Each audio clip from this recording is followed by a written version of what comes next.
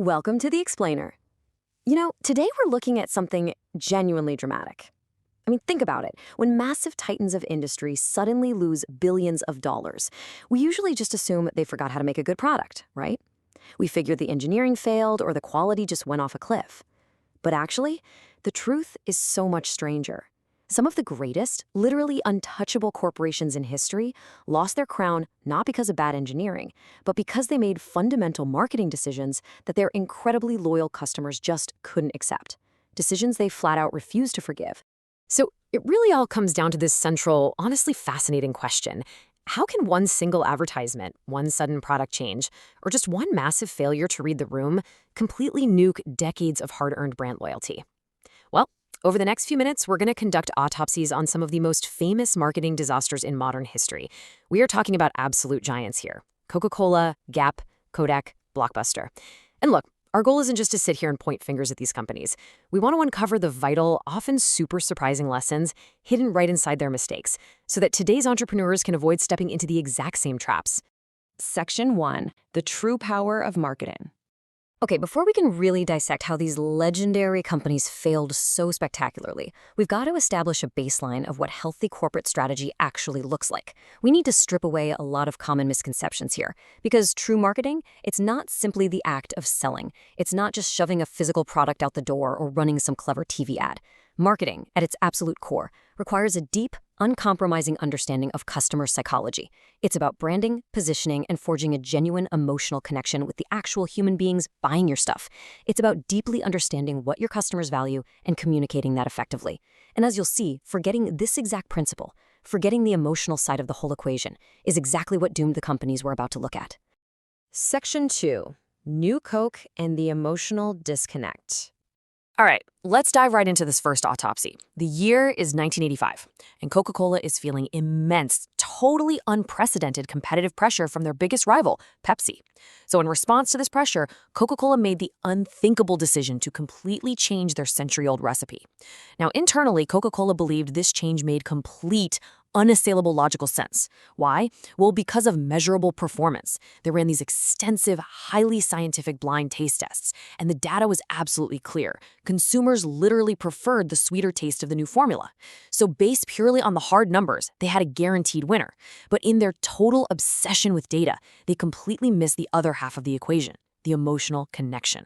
They entirely underestimated the deep, nostalgic, honestly, almost irrational attachment that American consumers had to the original Coca-Cola brand. And wow, the public backlash wasn't just bad, it was practically apocalyptic. Consumers weren't just disappointed.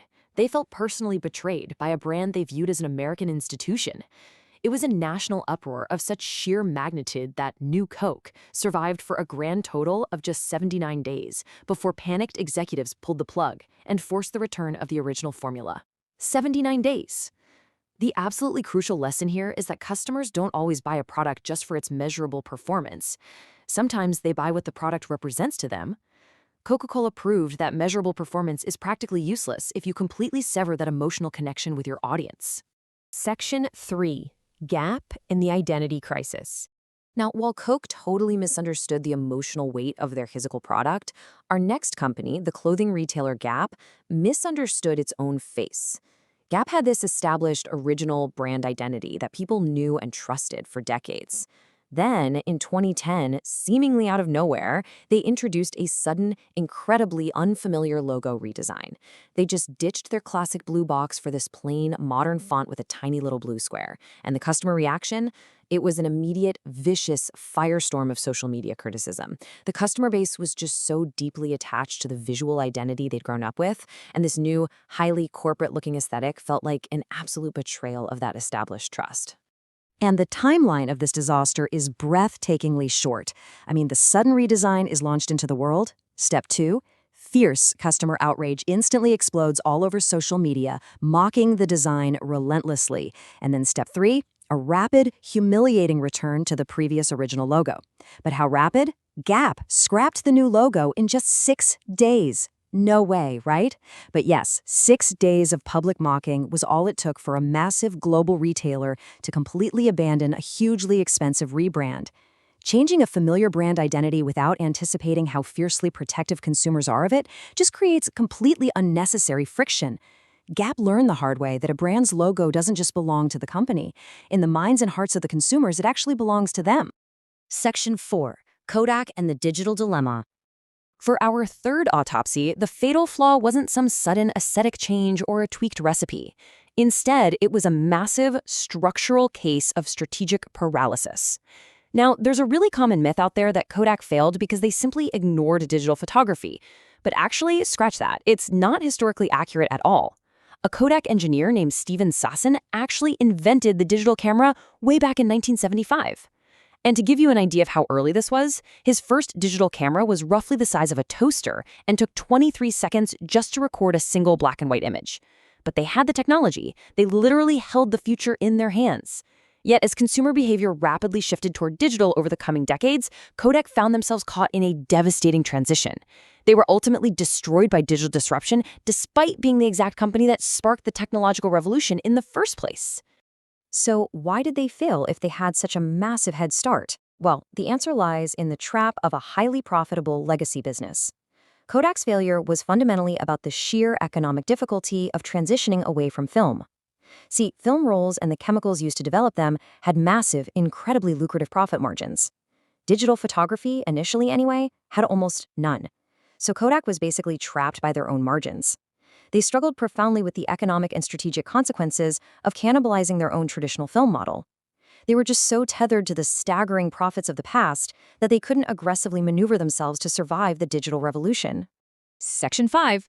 Blockbuster and the experience failure. Here, we transition to a once-dominant entertainment titan that fundamentally misunderstood how consumer expectations were rapidly evolving right around them. Think about the stark contrast in business models here.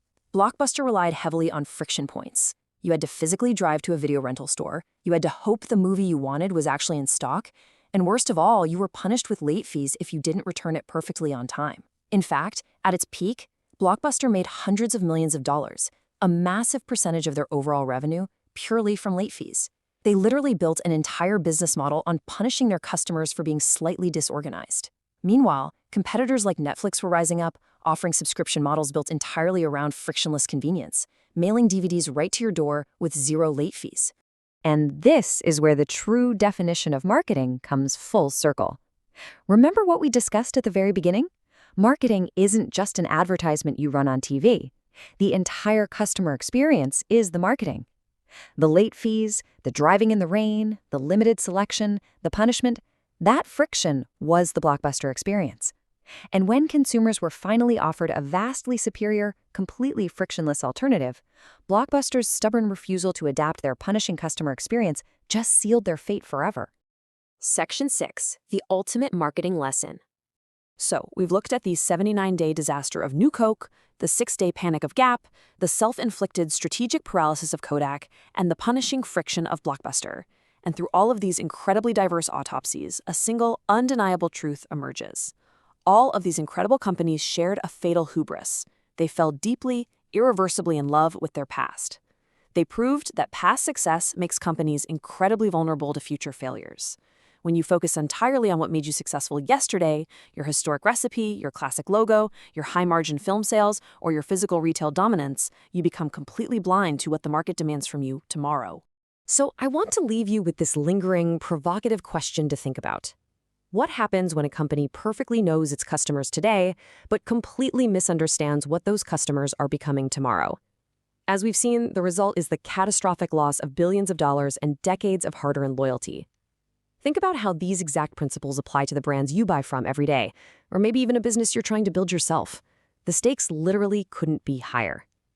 We'll be exploring even more of these massive corporate disasters and breaking down exactly how you can immunize your own brand against them in part 2 of this analysis. You definitely won't want to miss it, so make sure you tune in. Thanks so much for following along with this explainer. All right, let's jump right into this explainer. Today, we're digging into the dramatic, multi-billion-dollar marketing mistakes that literally brought invincible corporations to their knees and honestly changed the business landscape forever.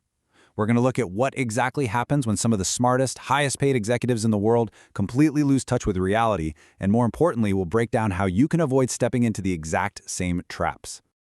You know, after watching seemingly untouchable brands totally collapse, we really have to ask ourselves this one crucial question to figure out the secret to corporate survival. Why do some companies weather massive storms and pivot beautifully, while others just vanish into the history books? Well, to figure out how to survive, we first have to go dig through the wreckage. So, let's start our investigation with Section 1, the cost of hubris. Remember, even the most massive, well-funded brands in the world, we're talking Coke, Gap, Kodak, Blockbuster, they have all stumbled hard just by misreading the market. I mean, New Coke messed with a universally loved formula. Gap tried to fix a logo that definitely wasn't broken. And Kodak, get this, they actually invented the digital camera back in 1975, but they buried it because they were terrified of cannibalizing their own film sales. Then you have Blockbuster, who completely ignored how shifting customer expectations around convenience were making late fees totally obsolete. Every single one of these titans thought they were completely untouchable. That brings us to Section 2, Tropicana's costly redesign. This is a highly visual, incredibly frustrating cautionary tale right out of the grocery aisle. Just look at the stark contrast here. We all knew Tropicana's beloved original packaging, right? The classic orange with the straw stuck directly into it, it was instantly recognizable. But in 2009, they decided to roll out this hyper-minimalist, completely generic redesign. And guess what? Shoppers literally walked right past it in the aisles. Customer confusion was off the charts, and the backlash was so immediate that Tropicana's sales absolutely plummeted overnight. They ultimately had to scrap the whole thing and bring the classic orange back. So the massive takeaway here is that a brand does not need to look radically different just to stay relevant. Why? Because customer recognition itself is an incredibly valuable asset. When a customer scans a crowded grocery shelf, they aren't looking for cutting-edge graphic design, they are looking for the product they already know and trust. Tossing away that recognition is literally like throwing cash straight into the garbage. Let's move on to Section 3, the smartphone blind spot. We're going to examine the tech giants who completely dominated their industries but were totally blind to the future. Notice how wildly fast Nokia's absolute dominance just evaporated. They made incredible, nearly indestructible hardware. But when the smartphone arrived, the entire game shifted from hardware to software. Apple and Android didn't just build phones, they built entirely new ecosystems. Nokia just assumed their historical dominance would keep them safe, totally failing to realize that what customers valued most was fundamentally changing right beneath their feet. And BlackBerry fell into the exact same trap. They became way too closely tied to an outdated definition of secure messaging. Sure, they were the kings of corporate communication, famous for BBM and those little physical keyboards everyone was so addicted to. But when consumers decided they actually wanted giant glass touchscreens to play games, browse the web, and download apps, BlackBerry just kept making the exact same phone. They mistakenly believed their core business customer would never, ever abandon that physical keyboard. The reality is, if you want your venture to survive, you absolutely must anticipate where your customers are heading. Nokia and BlackBerry marketed perfectly to what people wanted yesterday, while Apple and Google marketed to what people were going to demand tomorrow. Which leads us to Section 4, the psychology of failure. Why on earth do such intelligent, heavily resourced companies make these catastrophic errors? I promise you, it's not a lack of money or talent. The real villain of our story here is human psychology, specifically confirmation bias. This is where successful businesses become completely blinded by their own past wins. Look, when you've been right for 20 years, it is incredibly difficult to admit that the rules of the game have changed. You just start looking for data that confirms you're still right, and you aggressively ignore all the warning signs. There's an entire minefield of psychological traps that cause executives to literally stop seeing the real world. We're talking overconfidence, short-term thinking, a paralyzing fear of cannibalizing your own successful products, just like Kodak, and, maybe worst of all, a complete failure to actively listen. Companies just assume that because a customer is attached to their brand today, that brand loyalty is permanent. Newsflash, it never is. All right, now that we know exactly what goes wrong, let's dive into Section 5, 5 Rules for Survival. Let's look at the ultimate weapon to protect your own ventures from this fate. The companies that actually make it do a few key things. They actively listen, they test major changes before just rolling them out blindly, and most importantly, they balance cold, hard data with human psychology to build long-term trust. They adapt constantly, sure, but they do it without destroying their core identity. They understand that making the customer experience amazing is just as much a part of the brand as a logo or a catchy slogan.